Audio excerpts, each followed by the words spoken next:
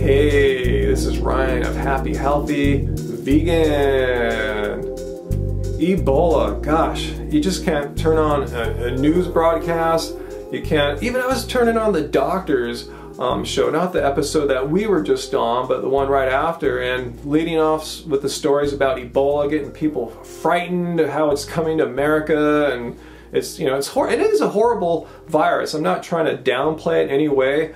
I know it's a disease, a virus that's affecting people in much greater quantities in Africa, but the fear is it's going to come here and all this stuff. But so far, as last time I checked, 2 people have succumbed to Ebola, have died from the Ebola virus here in the United States. So is this warranted for all this major big news coverage that we're seeing about Ebola, getting people freaked out, so freaked out to go outside into the world because of these 2 deaths that people are wearing masks, protective masks and gloves so they don't somehow come in contact with Ebola, which I was reading is not the easiest thing to get. You gotta touch blood and fluids and stuff like that. It just doesn't sneeze onto you. So 2 people have died. Let's compare that with the #1 cause of death in America, diseases of the heart. 600,000 people in America, unfortunately, will die this year from heart disease. 600,000 people. Compare that with 2. And God forbid, say the Ebola death total went to 100, or even unimaginable. I hope it doesn't get to 1,000. That would be a horrible minor pandemic there. Well, some people say you can't do that. That's comparing apples to oranges, comparing a virus to heart disease. Well, what I'm getting at is this.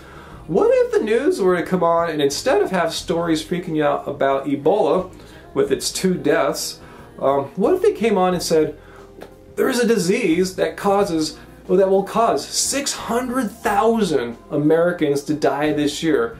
People would probably be freaked out. Say that, you know, said Ebola was going to cause 600,000 deaths. Our society would probably collapse, huh? Think about it. But heart disease, people just accept it. Yeah, it's just part of life. It's just part of aging. It's not.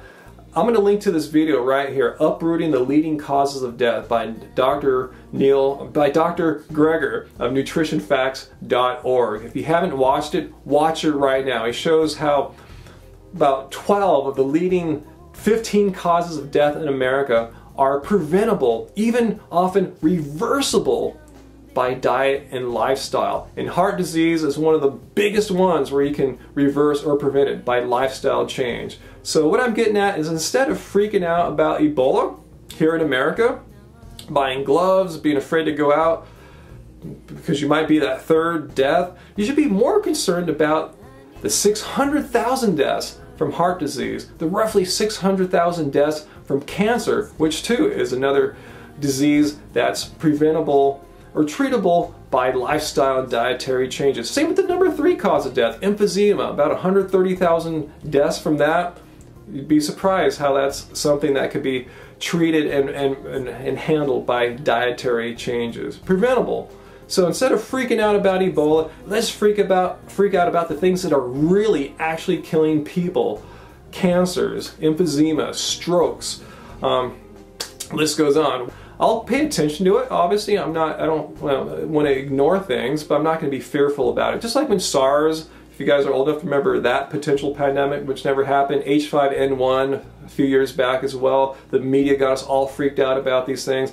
Same thing here with Ebola. So until it becomes a problem, I'm not going to worry about it. And I hopefully, if you have any fears about dying from Ebola, first you'll address the issues that you may be causing to yourself by unintentionally killing yourself by your dietary and lifestyle choices that are leading you to these top 15 leading causes of death that I want you guys to watch there in that video. So that's my opinion. I know I'm going to get some disagreement down here in the comments, so please let me know what you think. Am I being too simplistic about this? Should I be worried? Should I be wearing masks when I go out into public, even though only 2 people have died? And like this video if you think I'm onto something here, that we shouldn't be freaked out about Ebola, we should be freaked out about heart disease and cancer. Like it and subscribe up here, and until next time guys, keep it chill guys, keep it chill.